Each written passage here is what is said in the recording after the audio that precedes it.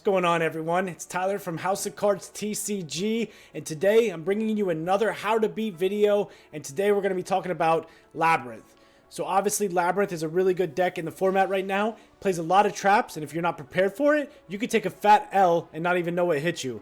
They can play cards like Gozen, Rivalry, Skill Drain, all these continuous traps that just stop your turn, as well as play a lot of removal traps like Dogmatic of Punishment, Terrors of the Overroot, and Compulse. These cards all just remove your monsters and make it a really bad time for you if you're not prepared. So I wanted to go over how to beat Labyrinth, and this is going to involve a lot of interactions within the gameplay, a lot of cards and where you can actually put hand traps against them. So please, pay attention if you're struggling against Labyrinth. This will help you, as well as check out all of our other how to beat videos, which include Kashtira, Despia, and I think that we just did one on Trap Tricks too. So we're going to continue this series. If you really enjoy this series, make sure to like it, comment down below, tell us that you like it so we can keep producing more of these videos. I have a few others, and if there's a deck that you're really struggling against, please let us know, and I can go ahead and tackle that on. I think next week, I'm going to bring you Runic Naturia, so make sure to subscribe so you can stay tuned for that. But this week, it's all about Labyrinth and how to beat them, and I'm going to go into depth with you and talk about interactions and when you can use your hand traps, when you can use your cards, and what to pay attention for on their turn. So without further ado, let's hop into how to beat Labyrinth. House of Cards TCG. Alright guys, first thing that we're going to do is we're going to actually go over some of the cards that you can expect to see in Labyrinth. The first one is going to be Lady Labrynth of the Silver Castle. This card, if you activate a normal trap or a Labyrinth effect, which can include any of your monsters, it can special summon itself from the hand. And then the other effect is when a normal trap card is activated, you can set one normal trap with a different name. And it's really important to know that it's with a different name. So if you flip a card like Dimensional Barrier and they activate this effect to set a normal trap, it has to be a different name. They cannot set another name like Dimensional Barrier from their deck to their set field. However, a lot of ways that Labyrinth players will overcome this is they can actually set Trap Trick. So you can set Trap Trick from this deck, and then that can now flip it and then reset Dimensional Barriers. So that's how they can kind of overcome this. But make sure that when they flip a normal trap and then they trigger the Lady Labyrinth in response to that, they cannot set one with the same name as the trap that they activated. The next card is going to be Lovely Labyrinth. Now what Lovely Labyrinth does is your opponent cannot activate monster effects in response to the activation of your normal traps. So it's important to know that you can't use cards like Barone, Griffin to negate those normal traps if they have Lovely Labyrinth on the field. Now another thing to note is if a card were to leave the field by a normal trap, then they can destroy one card in your opponent's hand or their field. And this is an effect of Lovely Labyrinth. And another popular card that they play is Ariana. So when Ariana is normal or special summon, they can search a Labyrinth card from their deck to their hand, as well as they can also, if a monster were to leave the field by a normal trap effect, which mind you, Big Welcome Labyrinth does have a card leave the field, they can go ahead and draw a card, and then they can apply this effect from your hand, either special summon one fiend monster or set one spell or trap. However, Ariana is an either or, you can't use both effects in the same turn. Now they also play a card that is the field spell, which is Labyrinth. And what Labyrinth does is it gives a, if you activate a set Welcome Labyrinth normal trap, you can add this additional effect to this card, which is you get to also destroy a card on the field. So this is a lot of the Labyrinth engine that you're going to see. Then they have the two trap cards, of course, one being the Big Welcome Labyrinth. Basically what Big Welcome Labyrinth does is it allows you to special summon a fiend monster from your, or Labyrinth monster from your hand, deck, or graveyard, then return one monster from your field to your hand. A lot of times what they'll do is they'll return cards like Heavenly Prison. So what they can do is they can activate a normal trap, on the resolution bring out Heavenly Prison. Heavenly Prison will then set another spell or trap. Then they can activate Big Welcome, bring out like Lady Labyrinth or Lovely Labyrinth, and then they can bounce the Heavenly Prison back to their hand and reveal it on the next turn. So that's something to keep in mind. Or they can bounce a card like Ariana so that the next turn they can summon and search another welcome card. Another card that you're going to see is the Welcome Labyrinth. So what Welcome Labyrinth does is it special summons a Labyrinth monster from your deck, and that's it. There's no resolving to bounce it back. However, I will say this. Welcome Labyrinth does have the secondary effect that if a monster leaves the field by normal trap effect while this card is in your graveyard, except the turn that it is sent there, please keep that in mind. It can't be the same turn that you activate this and send it to the graveyard. You can set that card. Big Welcome says that you can bounce a card from the field to your hand, and if you control a level 8 or higher fiend monster, you can bounce one of your opponent's cards. That's how they're getting another way to actually bounce cards on the field. Now, another way that they're going to be triggering these monsters leave the field effect is they're going to be using cards like Dogmatica Punishment, Terrors of the Overroot is another card, and Compulse Evacuation Device. Those cards all make cards leave the field, and sometimes they'll compose their own monsters to bounce them back into their hand.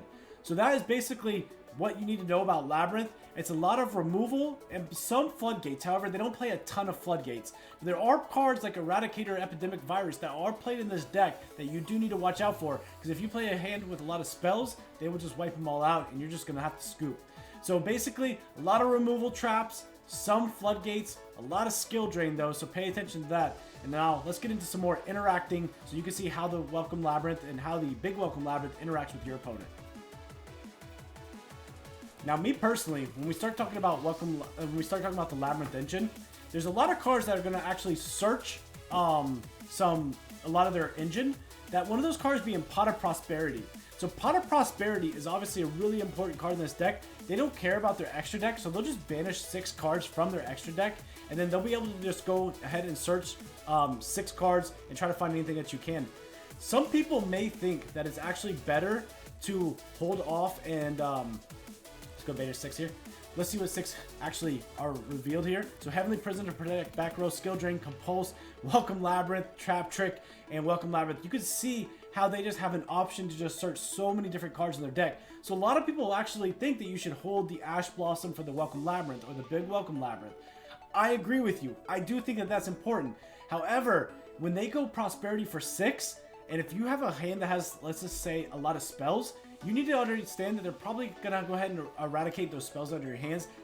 Digging 6 cards deep plus 5 card hand, they're going to see the trap that they want.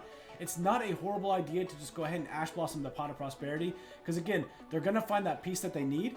And if you have one Ash that stops one Welcome Labyrinth, or if they have 2, what does it matter if they have a second one? They activate Big Welcome first, you Ash it, then they go ahead and activate Welcome, and they get the same result. So I do think that you should Ash the Prosperity for 6, because you just don't want to see your opponent digging for 6 cards. Now, obviously here, they can get cards like Welcome Labyrinth, which is going to produce their engine. So, 2 things to note about this deck is that Welcome Labyrinth can be ashed.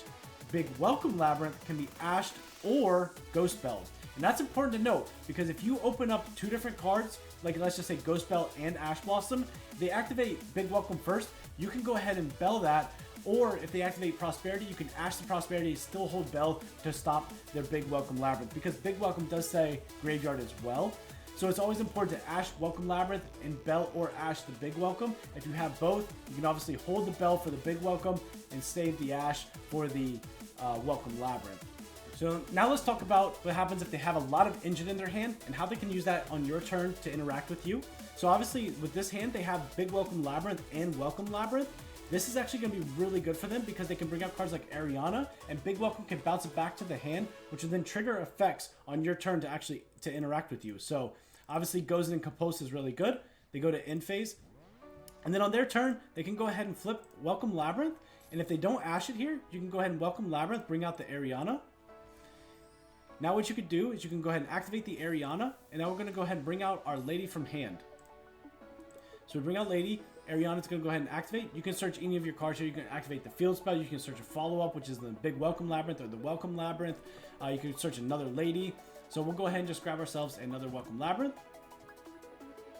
And now what we could do is we can go ahead and activate our Big Welcome Labyrinth. So what Big Welcome will do, of course, you can trigger the Lady Labyrinth here as well, which will set another card. So we activate Big Welcome, triggering the Lady. We can set any one of our traps here, which is absolutely bonkers, right? We already have access to that. We can set a D barrier right from our deck.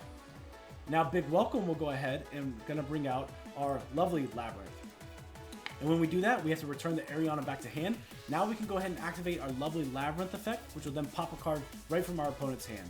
So you can see how insane that can be. And when you pair that with cards like Cuckoo Clock, which then you can activate Eradicator Virus, tributing one of these 2 cards, ripping all the spells from your opponent's hand, it can actually get out of hand, and they can quickly, with already having 5,900 attack on the field, with the Ariana in hand, which is another 1,600, you can see how easy, and with Welcome Labyrinth, they can OTK you. So keep that in mind when they activate cards like Big Welcome Labyrinth that bounces a card from their field back to their hand. That triggers the lovely Labyrinth to pop a card on the field or the hand, and that's really important to note. As well as if you do cards like Compulse, that will also trigger it.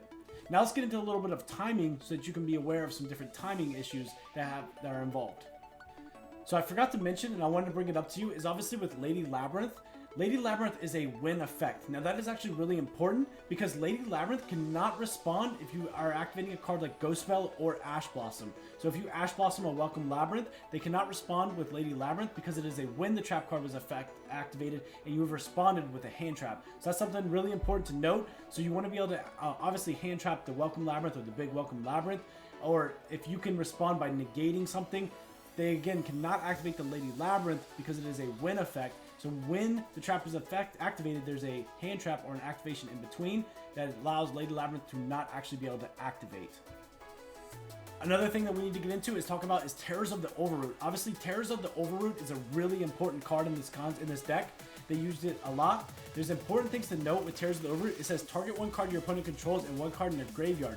Send that card on the field to the graveyard, and if you do, set the other card from the graveyard. It's important to note if you have something like a Nib token or an Adventure token, and they go ahead and target that token and one card in the graveyard, when they send the token to the graveyard, it actually doesn't go to the graveyard, right? So they actually will not set that card that they target in the graveyard. So that's how a lot of Labyrinth players are actually getting around setting a card back to your field, and that's by using Terrors of the Overroot. Next card we're going to talk about is Heavenly Prison. Heavenly Prison is obviously a card that they use to protect their back row, and you need to make sure that you understand that, because if you use cards like Thrust to search Harpy's Feather Duster, as long as Heavenly Prison is revealed in their hand, you cannot destroy those back row cards, and it's really, you can get caught up if you go ahead and prematurely activate the Harpy's Feather Duster, because it will activate, just won't destroy them. So until they summon that Heavenly Prison, you cannot destroy their back row, and that's really important to know. Now, Heavenly Prison has a lot of interactions that a lot of people forget about. One thing that Heavenly Prison can do is, as long as a set card is activated that turn and you did not reveal it that turn, you can summon it. So you can't do both effects. You can't reveal Heavenly Prison and summon it on the same turn. So if they reveal it and then you activate a set spell or trap, they cannot summon that Heavenly Prison the same turn that they revealed it. However, if you're going on your turn and you flip something like a Called by the Grave, which was set, and you target something, in response they can actually summon Heavenly Prison. They just will not get to set a spell or trap. However, they will get that 3,000 body on the field. So it's important to know that if it's not revealed, they can go ahead and summon it, and that is equal to them activating their own traps or spells. If they set it and then activate it, they can go ahead and summon that Heavenly Prison.